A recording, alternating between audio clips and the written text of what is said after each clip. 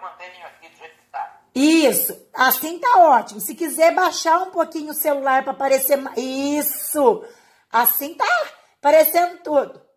É muita barba, meu. Mas tá ótimo assim, Domi. Domi, primeiramente eu quero agradecer você aí por mais uma vez tá arrumando um tempinho aí para vir trocar esse jogo de palavras com a gente aí. Eu sei que a sua vida aí tá corrida, mas agradeço mesmo por você ter aceito mais uma vez fazer parte aí dessas lives que a academia tá desenvolvendo, tá bom? Eu que agradeço a possibilidade e também por poder colaborar com muita gente, né? Vai ser muito bom. Com certeza. Domi, eu não te conheço pessoalmente, mas eu queria que você se apresentasse aí para todas as pessoas que estão nos assistindo hoje. Tá. Bom, eu sou o Domiciano Siqueira, sou consultor na área dos direitos humanos ligados aos processos de inclusão social, com ênfase no uso de drogas. Há 30 anos, mais ou menos, que a gente vem trabalhando nessa área, utilizando o conceito de redução de danos e as suas principais estratégias, né? Dentre essas estratégias, uma que teve importância muito grande foi a troca de seringas, para evitar a disseminação do vírus HIV nas décadas de 80 e 90, e depois, com a prática, né, e com cuidado, a gente foi ampliando esse conceito e levando essas estratégias para outros tipos de consumo de drogas, né, para outras formas de consumir drogas. E o conceito foi se ampliando de tal maneira que hoje muita gente utiliza a redução de danos em áreas que nada tem a ver com o uso de drogas. E nesses 30 anos a gente conseguiu, entre outras coisas, fundar a Associação Brasileira de Redução de Danos, que a gente chama de ABORDA. Atualmente eu fui o primeiro, o segundo e o terceiro presidente. Depois nós tivemos uma presidência em Minas Gerais com o Dr. Marcelo Araújo Campos, um médico. Depois dessa direção foi para Goiânia, na época do Evan Dias. E depois eu voltei a ser presidente da ABORDA. Depois passamos para o Álvaro Mendes, que é de Rio Branco, no Acre. E atualmente a ABORDA é dirigida pela...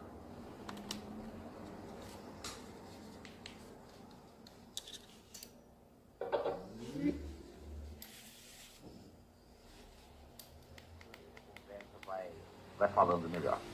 Ah, muito bom. E, Domi, você é autor de alguns livros, né? E que envolvem reflexões sobre políticas públicas, saúde, justiça, educação. Como você vê a relação de uso das drogas e o perfil dos usuários desde 2006, quando você escreveu o Maldito Cidadão, até hoje?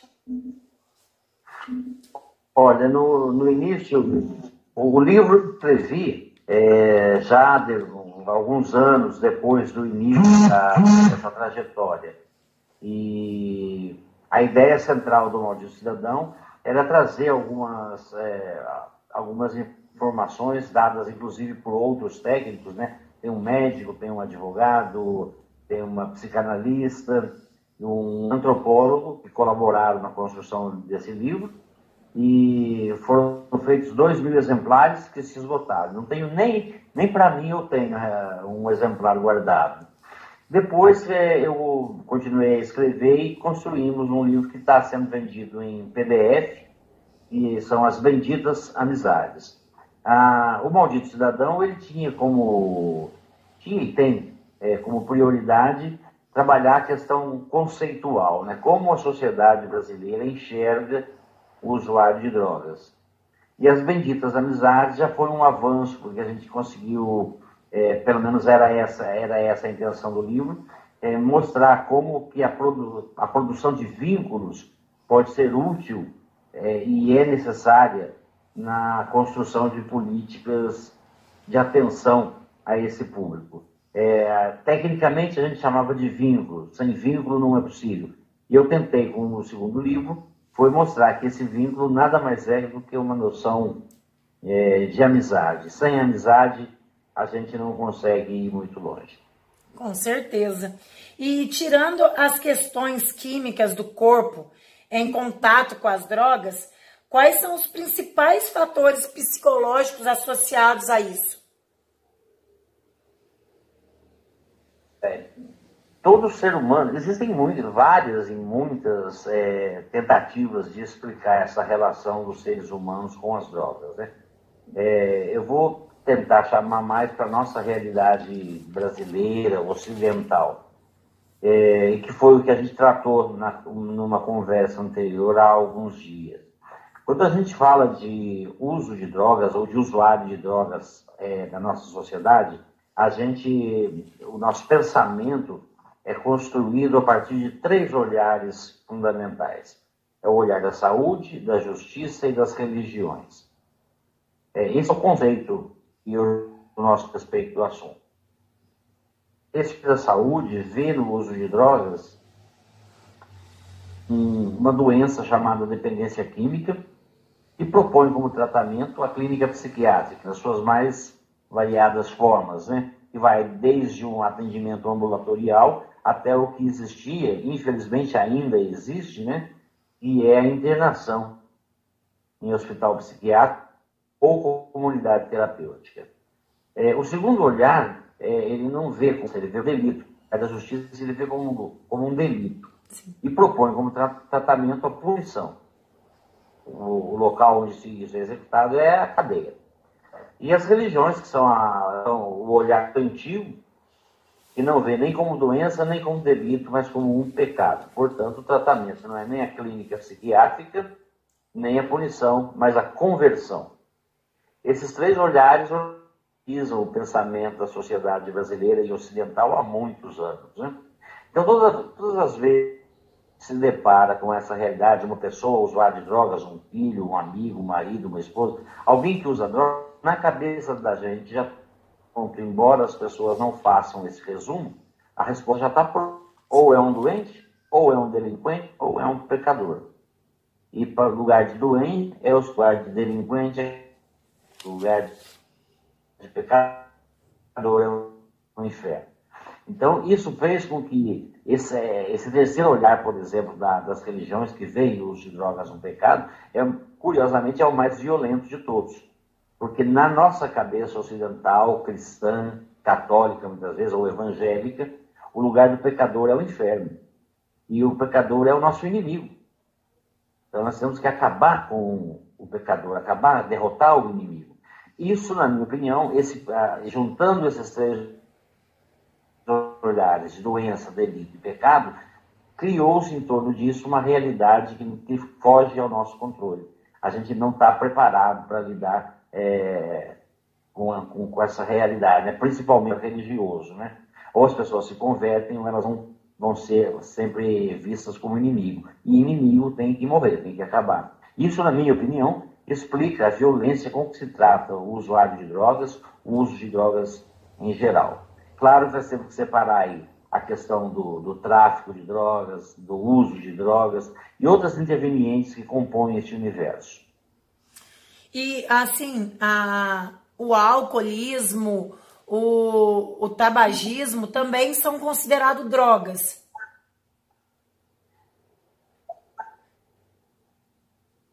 É isso mesmo?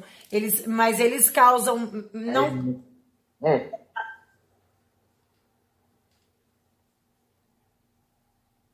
Olha, Vivi, eu acho que é bem colocado nesse momento essa diferença. Na nossa cabeça não está claro a diferença entre abuso e uso. Por exemplo, vou explicar melhor. Muitos países da Europa, principalmente Portugal, trata como droga de abuso todas as substâncias que não são legalizadas. Então, não existe para eles uso abusivo de álcool. Nós entendemos que o uso abusivo é uso exagerado, uso sem controle, uso sem limite. Para eles, ou é droga de uso, que são as drogas legalizadas, ou droga de abuso, que são aquelas que não são legalizadas. nós já entendemos diferente. Para nós, o abuso de drogas significa usar sem controle, a fuga da realidade e outras maneiras de explicar o assunto, né? O tabagismo é a mesma coisa. O tabagismo ele já foi bastante estudado e ele faz parte da história do Brasil. No brasão da República, nós temos a folha de fumo e a folha de fé. Ele já ajudou a sociedade brasileira a crescer muito no século XVIII, século XIX, e a partir daí a relação com o tabaco foi ficando problemática. Existem alguns estudos que dizem que a indústria tabagista, ela sabe que o tempo médio que uma sociedade, uma determinada sociedade vai levar para descobrir que o cigarro não faz bem ou que o cigarro faz mal, 100 anos. Desde a descoberta do cigarro, a propaganda, o uso indiscriminado, até chegar na consciência de que faz mal e buscar um meio de parar. No Brasil, nós estamos chegando nessa fase final. Nós já temos mais de 100 anos de consumo de tabaco, né? Hoje em dia, ele é considerado uma droga de pobre. Quem não consegue comprar outras drogas, quem não consegue ir por caminhos mais, vamos dizer, mais nobres, procura no tabaco isso que para nós, que a gente quer entender que prazer é esse, né? Então, o tabaco, muitas vezes, ele cumpre essa função, de dar um prazerzinho a mais a quem não tem nada, absolutamente nenhuma esperança, nenhuma condição de obter uma reação um pouco melhor, um pouco mais saudável e menos problemática no futuro. Então, todas as drogas, independente de serem legais ou ilegais, elas têm um tempo. Uma das maneiras da gente explicar isso é essa que eu dei. E a outra que a gente vai encontrar muito na literatura do Carlos Castaneda, que é muito famoso, escreveu A Erva do Diabo, O Segundo Círculo do Poder, ele diz que toda substância tem um tempo de vida, uma longevidade. E a maconha tem um tempo, a cocaína tem outra, o álcool tem outro, e isso está ligado ao princípio ativo dessas substâncias. Por exemplo, uma viagem, dentro dessa percepção do Castaneda, uma viagem de maconha não é aquela viagem que uma pessoa tem quando ela acende um baseado e fuma até o final. Para ele, a viagem da maconha é formada por todos os baseados que a pessoa fuma durante a vida. Então, é por isso que é muito comum a gente encontrar entre usuários de maconha pessoas que dizem assim: eu parei sem tratamento, sem nada, parei, cheguei um dia e parei. Segundo ele, é porque acabou a viagem, né? O problema com o qual nós trabalhamos na redução de danos é esse intermediário. Quanta coisa, por serem drogas proibidas, por exemplo, no caso da cocaína, heroína, maconha e outras, o universo onde elas circulam é muito problemático. É o tráfico de drogas, é a polícia, e o álcool não, o tabaco não. O álcool e o tabaco, por serem legalizados, e essa é uma defesa que eu faço, eles são regulamentados. A gente sabe quem pode comprar, quem pode usar, quem pode produzir, quem pode transportar. Isso já não acontece com a maconha, com a cocaína e heroína. Então, esse submundo ao qual foram relegadas as drogas de abuso, ou, no nosso caso, as drogas ilegais, trazem muito mais problemas para as pessoas do que propriamente o consumo delas. Junta-se a essa percepção, o conceito que eu demonstrei anteriormente de doença, delito e pecado, isso tem a ver com a construção da nossa identidade. Uma pessoa que começa a fumar maconha ou usar cocaína, ela vai se sentir naturalmente doente, delinquente ou pecadora. Isso vai se incorporar à identidade dela. E ela vai passar a reagir como doente, delinquente ou pecadora. Então não é que as drogas provocam uma transformação no caráter, ou na personalidade, ou na identidade de alguém. É que o conceito que se tem sobre elas é muito mais problemático do que o próprio consumo. A nossa defesa é de que, legalizando as drogas, a gente regulamente as drogas. E regulamentando, nós vamos, evidentemente, ter muito mais problemas com isso. Voltando um pouquinho também à questão do tabaco e do álcool, nós percebemos, e já vem de algum tempo, que não se pode mais fazer propaganda de tabaco, de cigarro, nem de álcool. Sim. Isso foi possível porque elas são legalizadas. Não tem como fazer propaganda de maconha ou fazer propaganda de cocaína.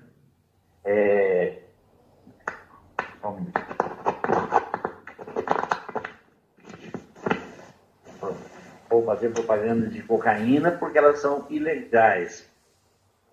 Isso traz consequências muito graves para a sociedade. É impossível, ou até mesmo ilegal, falar sobre maconha, cocaína e heroína na escola, na educação básica, por exemplo.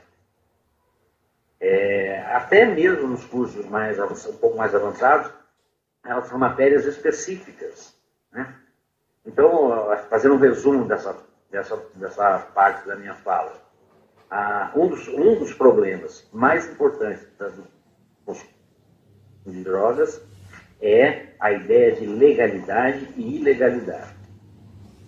Outro problema muito sério é conceitual. O conceito que nós temos, como eu enumerei anteriormente, ele explica por que tantas pessoas, ao se envolver com as drogas, terminam tendo problema com elas. Eu perguntei sobre isso, Domi, por conta exatamente desse momento que a gente está vivendo. Tem falado muito nos noticiários, né, na internet, o aumento do uso, não só de drogas. Oi, tá me ouvindo? Oi. Ok? Agora sim. Então, eu estava falando que essa pergunta minha foi exatamente porque tem se ouvido muito nos noticiários ou até na internet sobre o abuso, né, em relação ao uso do álcool também durante a quarentena, né, e que isso tem dificultado e tem aparecido outros problemas. Por isso que eu fiz a pergunta para você sobre o álcool e o cigarro também. Olha, eu acho que faltam noções básicas de consumo, né? Eu quero dizer o seguinte: as pessoas que usam o álcool é uma droga que é muito poderosa, é muito forte. Quem usa o álcool deveria tomar cuidado com esse consumo. Um exemplo bem simples. Nós sabemos que um dos efeitos do álcool é potencializar o que já está dentro da gente. Por exemplo, se a gente está alegre, a gente fica mais alegre. Se a gente está triste, a gente fica mais triste ainda. Ele potencializa.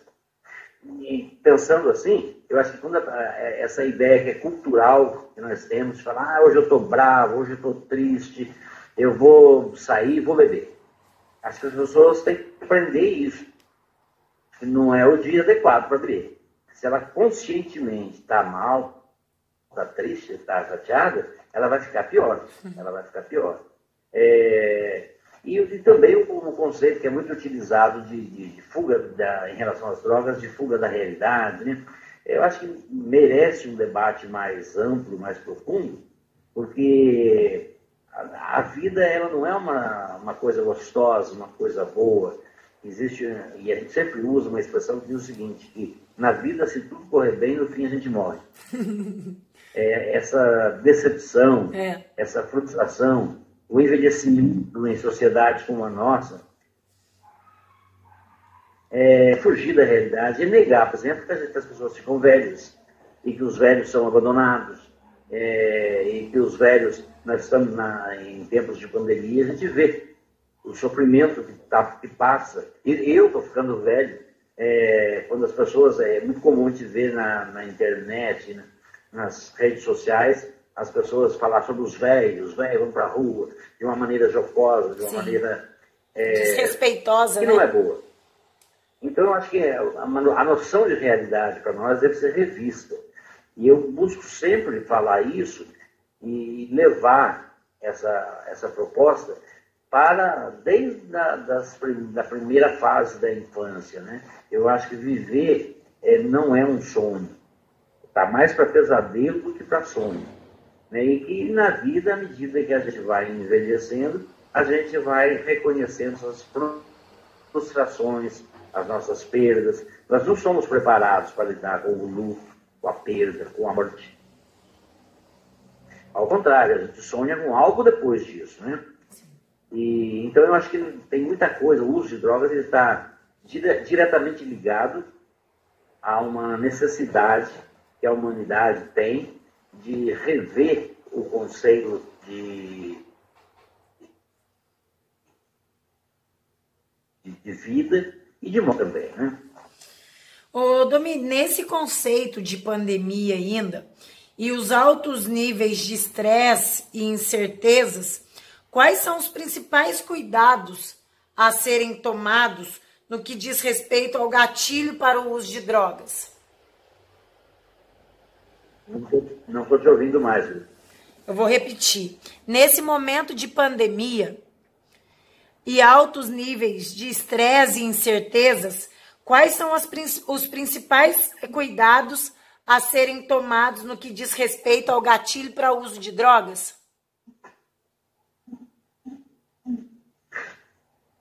Olha, é bem difícil de responder isso, né? Eu acho que vamos analisar as possibilidades, né?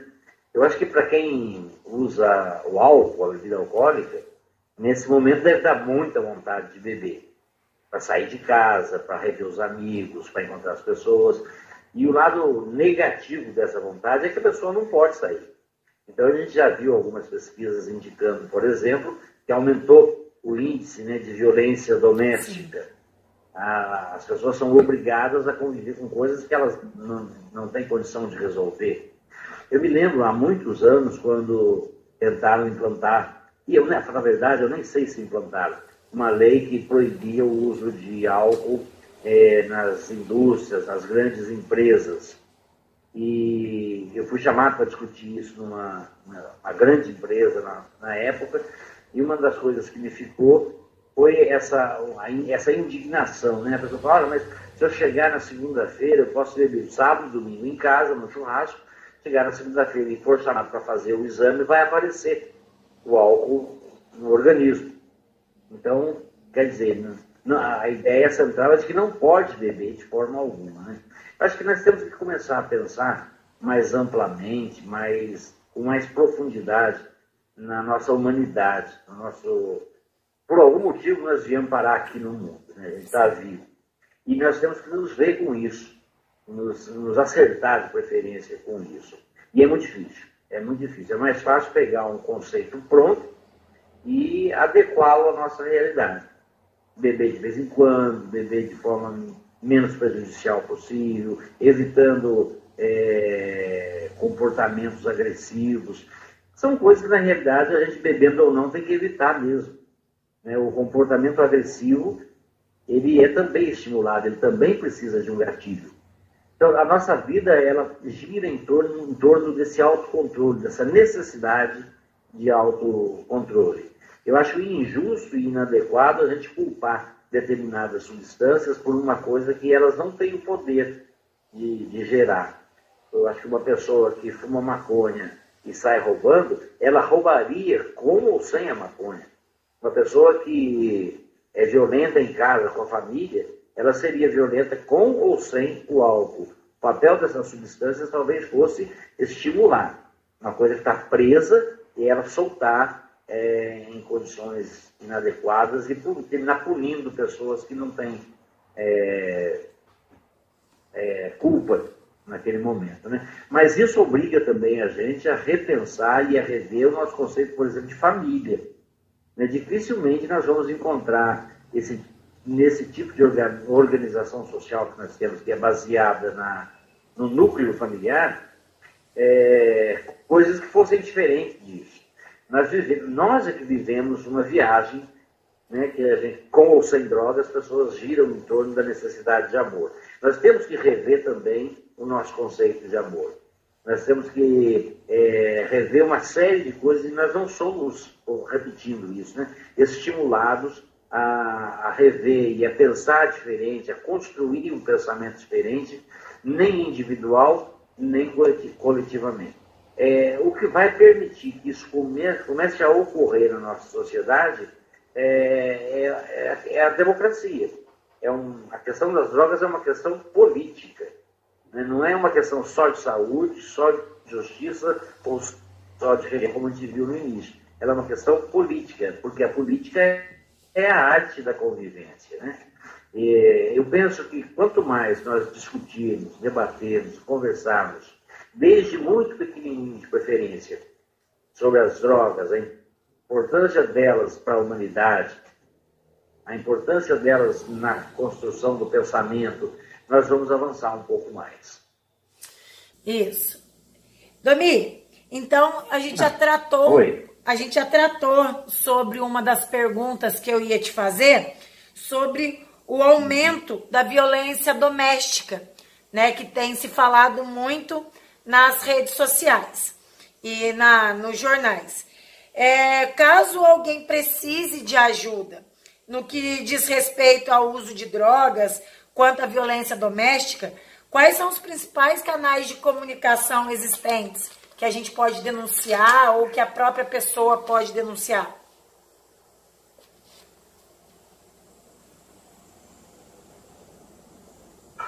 Olha, você está me ouvindo? Tô sim. Então vamos lá. Como eu disse no início da nossa conversa, há 30 anos, há um pouco mais de 30 anos que existe a redução de danos no Brasil.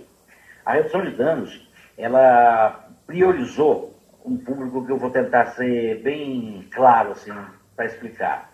As pessoas se mantêm no uso de álcool ou outras drogas por três razões básicas. Elas não querem parar, não podem parar ou não conseguem parar. Quando a pessoa fala que não quer parar, a gente fica com raiva dela. Quando ela fala que não pode parar, a gente fica com pena. E quando ela diz que não consegue, a gente fica com mais pena ainda. Ou seja, desperta 3 sentimentos na gente que não ajudam muita coisa. Então, entre aqueles que não querem, não podem e não conseguem, existem aqueles que usam drogas. O Brasil viu, a partir da chegada da redução de danos entre nós, o advento, o crescimento, o amadurecimento de uma nova maneira de lidar com isso que nós chamamos de tratamento, né? Eu não gosto do termo tratamento, eu acho que o termo mais adequado é a atenção. Atenção ao usuário de drogas. E a redução de danos trouxe para a gente o que nas políticas públicas a gente chama de CAPS, são Centros de Atenção Psicossocial em Álcool e Outras Drogas, que prioriza o tratamento em liberdade. São serviços mantidos pelas prefeituras, geralmente mantidos pelas prefeituras, que atendem usuários de drogas durante todo o dia, alguns 24 horas, e que tem essa função de dar atenção e do cuidado ao usuário de drogas em liberdade. Para explicar isso, para justificar isso, eu me lembro de uma frase sábia de um psiquiatra de São Paulo, Dr. Dartil Xavier da Silveira, que diz o seguinte, que o contrário de dependência não é abstinência. O contrário de dependência é liberdade. Então é isso que alguns chamam de tratamento e que eu chamo de atenção, deveria partir do princípio da liberdade. Então, o que falta a uma pessoa que tem uma determinada dependência é justamente a noção de liberdade. Quanto mais livre ela puder ser, ou quanto mais livre ela for, menos dependente ela será. A função dos CAPs é justamente essa, trabalhar com o que tecnicamente eles chamam de uma atenção individual, não tem uma receita que sirva para 2, 3, 4 ou várias pessoas. Cada pessoa, nesse processo de atenção, vai construir, junto com os técnicos, os profissionais daquele serviço, uma proposta de liberdade. E dentro da construção dessa proposta de liberdade, evidentemente que ela vai, eu ia dizer esbarrar, mas não vai esbarrar, ela vai bater de frente justamente com a dependência.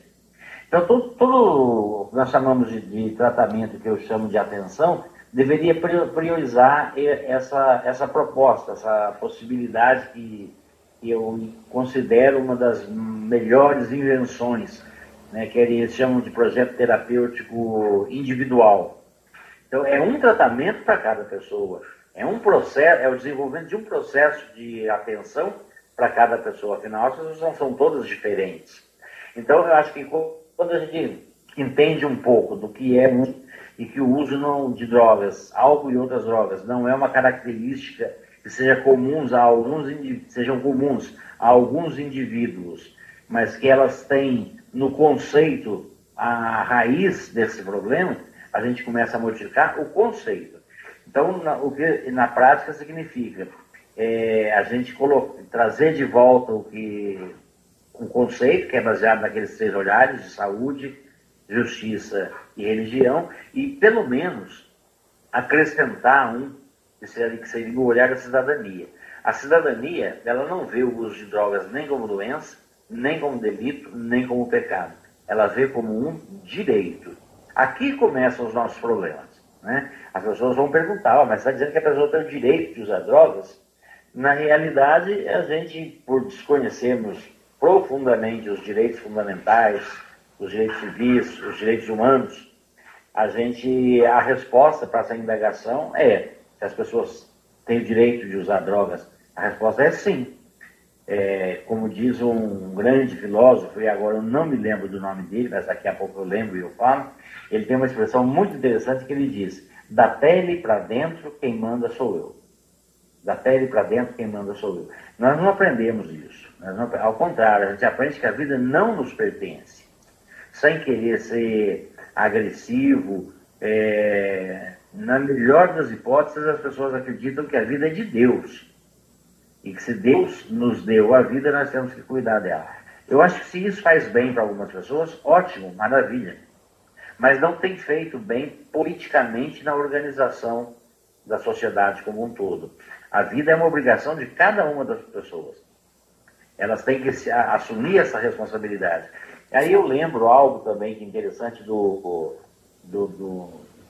filósofo contemporâneo, né? Ele viveu muitos anos no Brasil, mas a carreira toda dele se deu na Espanha e na Europa, né? É o Antônio Escorrotado.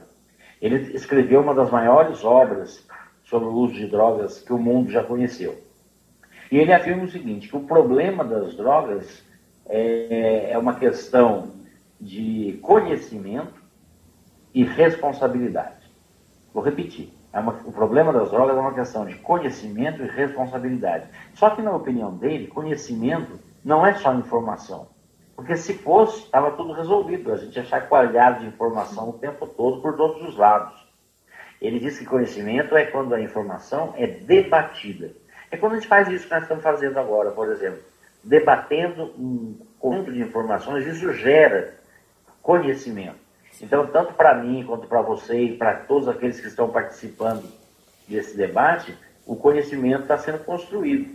E isso provoca nas pessoas uma melhora da autoestima, elas começam a compreender melhor a si e aos outros. Então, conhecimento nesse sentido, da informação debatida.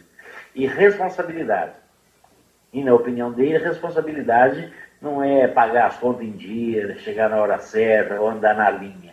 Para ele, responsabilidade significa, abre aspas, o desenvolvimento da capacidade de encontrar respostas. Vou repetir, o desenvolvimento da capacidade de encontrar respostas. Esse é o sujeito responsável, aquela pessoa que é levada desde o início, desde o ambiente familiar, desde o ambiente escolar, por que não dentro do ambiente religioso, mas, enfim, da sociedade, é levada a se responsabilizar por si mesmo e, consequentemente, pelos outros.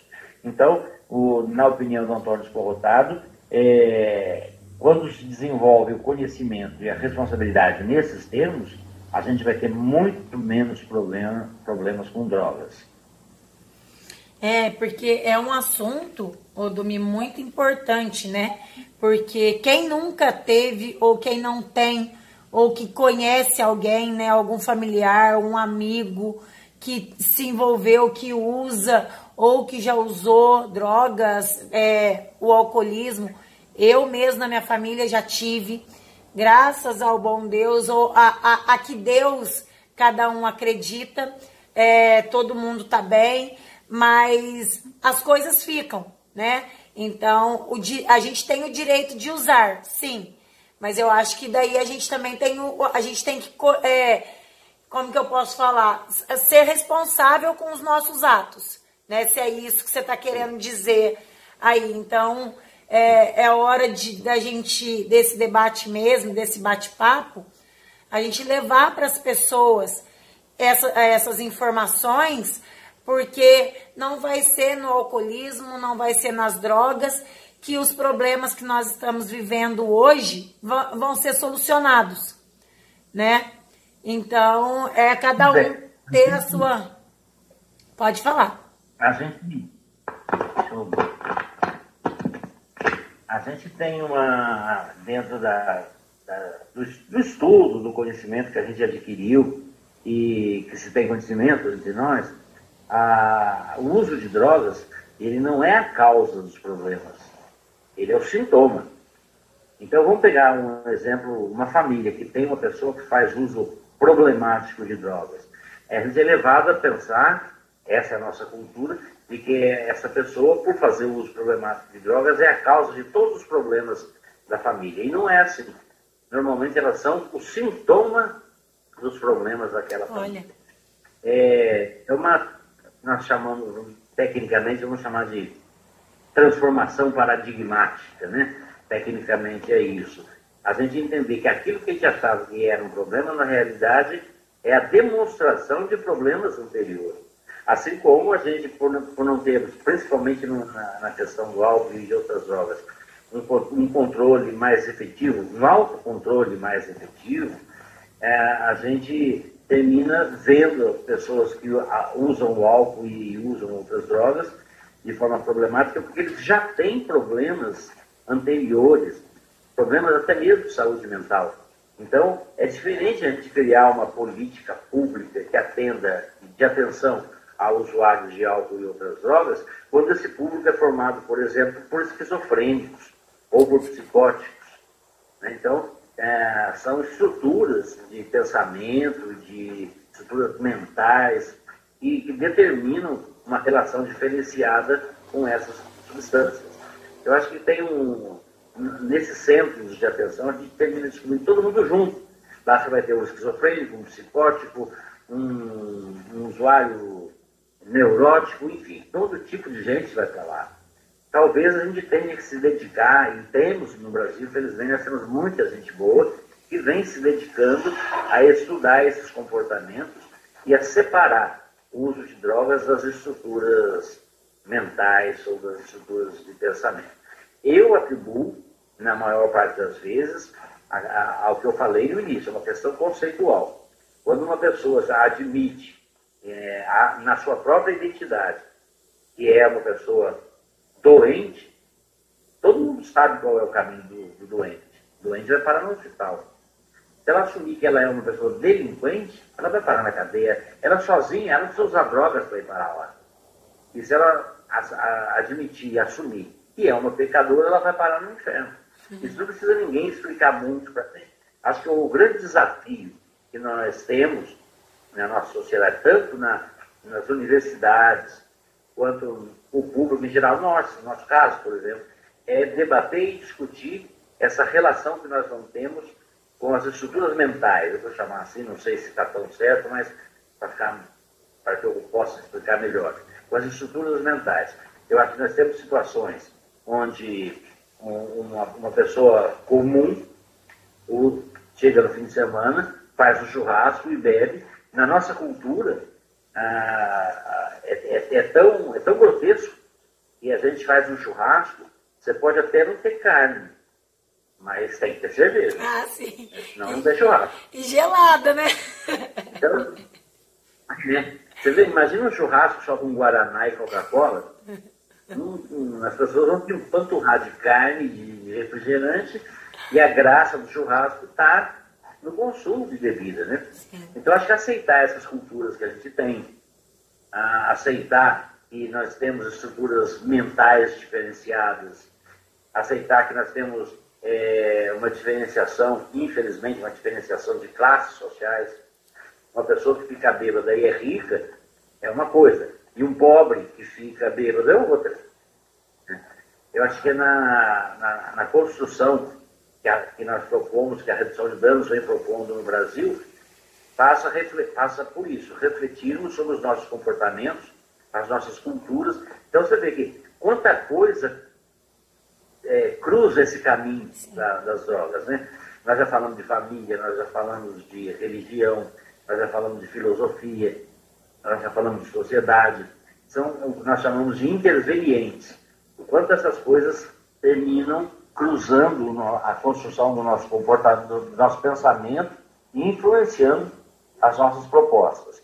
Acho que a redução de danos fez um grande trabalho já na história do Brasil e da nossa sociedade, que foi mostrar para as pessoas que as pessoas usam drogas, mostrar para a sociedade que as pessoas usam drogas porque não podem, não querem ou não conseguem parar, mas que tem outras, e acho que aí está a grande maioria, simplesmente usam drogas.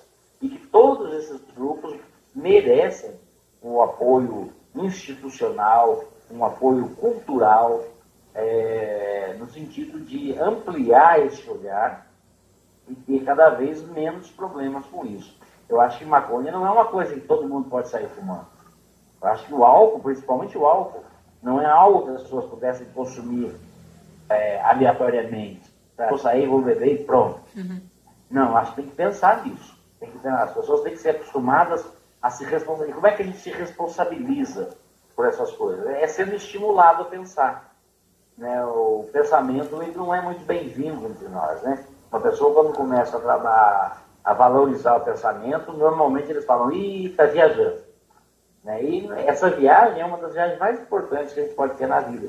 É o desenvolvimento da capacidade de pensar, o desenvolvimento da capacidade de se responsabilizar por si, em primeiro lugar, e, consequentemente, com o restante, as outras pessoas que compõem o nosso grupo social. E, claro, passando por uma reformulação total desses conceitos que a gente enumerou, de família, o conceito de religião, o conceito de saúde, o conceito de doença, enfim, uma série de coisas que nós temos que ter a coragem de sair do conservadorismo, do moralismo a qualquer preço e pensar. Eu certa vez lembro de ter ouvido e usei e uso muito essa definição que a diferença entre o que é moral e o que é ético. Né? E as pessoas costumam usar a expressão junto às duas coisas. Né? Isso não é moral e não é ético. Não, moral é uma coisa e ética é outra. Moral é tudo aquilo que vem de fora para organizar o nosso lado de dentro. Então, o Código de Trânsito é um código moral. Os 10 mandamentos são um código moral. O CID, né, o Código Internacional de Doenças, é um código moral. Esses códigos, eles já vêm prontos. As pessoas aprendem e aplicam quando necessário. Isso é moral. Não precisa pensar muito para agir moralmente. É só copiar os modelos. A redução de danos, ela é ética.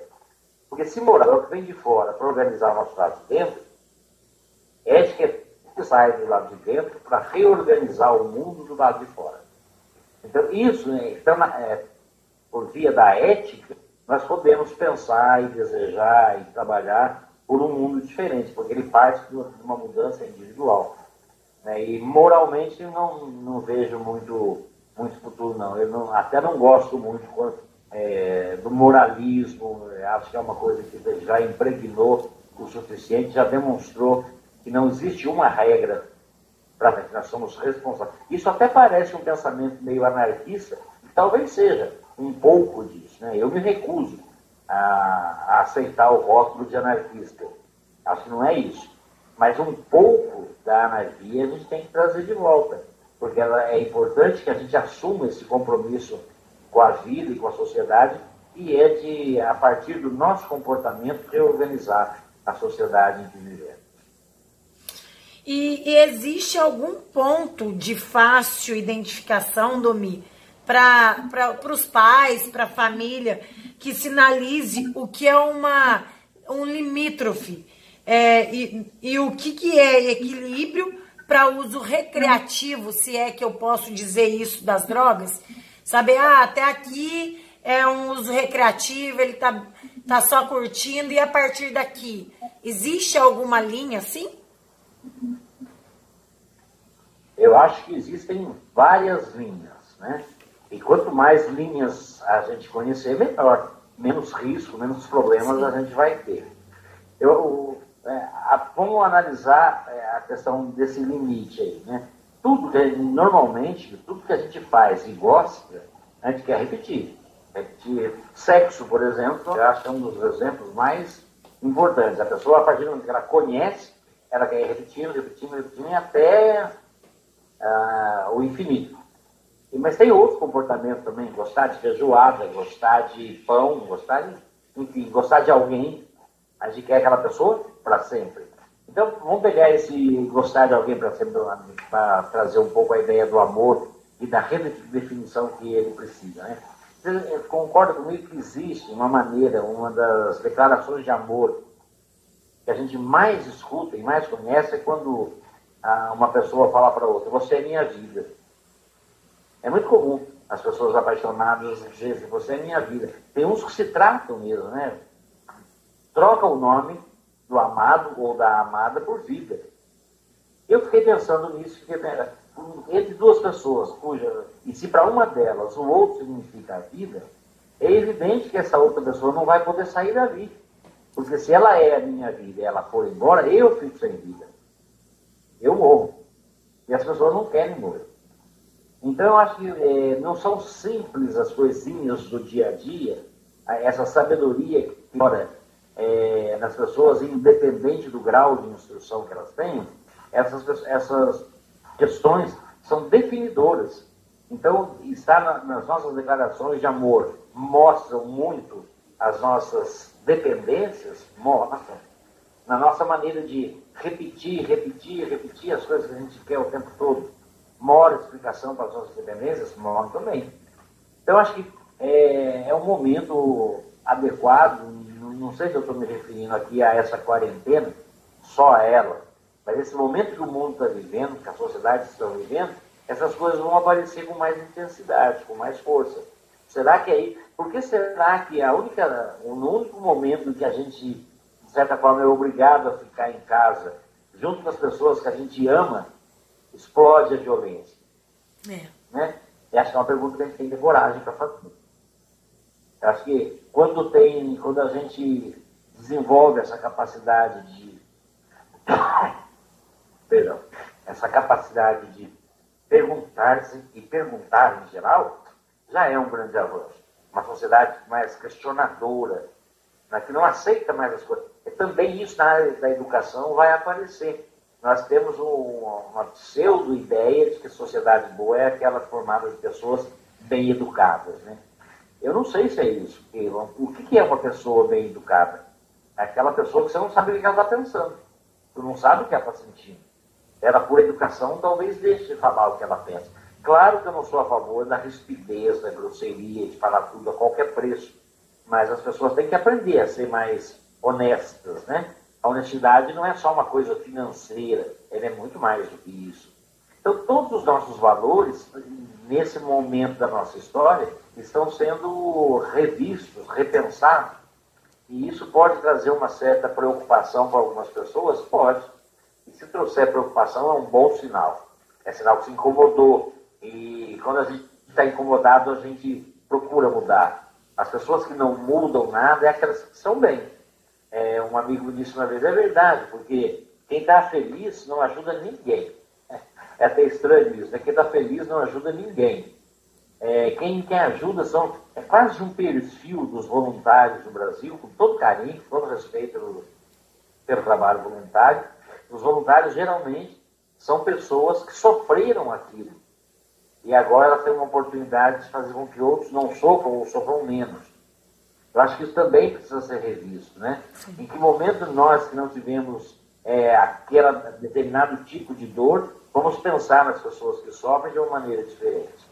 Eu acho que essa revisão conceitual que a humanidade está passando vai trazer muita coisa boa para a gente, mas vai ter que ter coragem, vamos ter que ter coragem Sim. de abrir mão de conceitos que são profundamente arraigados no nosso comportamento, no nosso pensamento, e começar a perceber que a vida vai além disso. Domi, eu tenho a última pergunta, que o nosso tempo ele vai encerrar, que o Instagram ele fecha rapidinho. Então, em face desse bombardeio de informações constantes, estímulos visuais, sonoras, inclusive querendo tirar a gente da nossa própria realidade, quais são as suas sugestões para se manter um equilíbrio saudável durante esses momentos que a gente está vivendo aí? Olha, eu quando comecei a trabalhar com a redução de danos, eu encontrei, depois fiquei muito amigo de um professor da Universidade Federal da Bahia, o professor Tarcísio Andrade. Eu fiz muitos grandes amigos, eu tenho uma sorte muito grande na minha vida. E o doutor Obrigado. E no primeiro capítulo ele mostra que ele, como é que entendeu a redução de bem o que nós estamos querendo dizer. Imagina um balanço desses de crianças, de parquinho, tem duas traves de ferro, uma parte superior onde ficam pendurados os balanços, né? Os balanços, por sua vez, são pendurados por duas correntes que vão até aquela tabuinha, e a criança senta naquela tabuinha. Normalmente acontece a mesma coisa com essas crianças. Elas ficam sentadinhas, mas na ponta dos pés, elas vão girando em torno de si mesmas. Aí vai formando as duas correntes vão se enrolando. Chega uma hora que ela tira o pezinho do chão, aí o balanço gira ao contrário. Aí fica perigoso, porque a criança fecha os olhos. Segundo alguns pensadores, essa é a nossa primeira vez de embriaguez humana é na infância, né? E o que acontece? O perigo fica grande, porque o balanço fica numa outra velocidade e descontrolado. Ele vai lá perto das travessas da haste de ferro, a criança pode bater a cabeça e pode machucar e até mesmo morrer. Então, o que o adulto que está tomando conta dessa criança tem a tendência a fazer? Ele vai lá, segura a criança, desenrola o balanço devagarzinho e não deixa a criança ter essa primeira embriaguez. Por quê? Porque a criança sabe que ela sai do balanço, ela sai trançando as perninhas também, né? Vai mole, com um bêbadozinho. Então a gente não deixa essa pessoa ter essa experiência, um dia ela vai querer ter. Ela vai beber descontroladamente para ter essa sensação, essa fuga, né, da realidade por alguns minutos que seja, né? Então a redução de danos é exemplificada aí pelo Dr. Tarcísio, quando ele fala, você não tem que impedir a criança de ter essa sensação, essa primeira embriaguez. Põe o seu corpo na frente da barra de ferro que sustenta o balanço. Então, quando o balanço com a criança girando em torno de si mesmo for daquele lado, ela bate no seu corpo e volta, e bate no seu corpo e volta. Você não tira o direito da criança ter aquela experiência, mas evita que ela bata com a cabeça na barra de ferro. E aí ela vai passar por uma experiência importantíssima na vida dela, e chega uma hora que ela fala, até hoje eu não conheci nenhuma criança, nenhum adulto que tenha vontade de ficar balançando e rodando em torno de si mesmo até ficar tonto. As pessoas vencem essa experiência, eles têm a experiência e vencem, sem nenhum dano maior. Com as drogas e o álcool acontece a mesma coisa. Ter essas experiências além de um direito, elas precisam ser vivenciadas com o menor risco possível, com a menor proteção possível. Isso tem a ver com o desejo da pessoa que está fazendo a experiência e com o entorno, a sociedade que vive em redor, promovendo situações onde ela possa fazer suas experiências e sair dessas experiências de uma maneira menos traumática e menos prejudicial a si e aos outros. Olha, Domi, muito legal esse bate-papo. Eu ficaria aqui por mais horas conversando com você, podendo entender, né, hoje, sendo um pouco mais madura, de ter tido casos na família, de pai, irmãos, e ver também o sofrimento deles, até por usar, né, drogas, bebida alcoólica.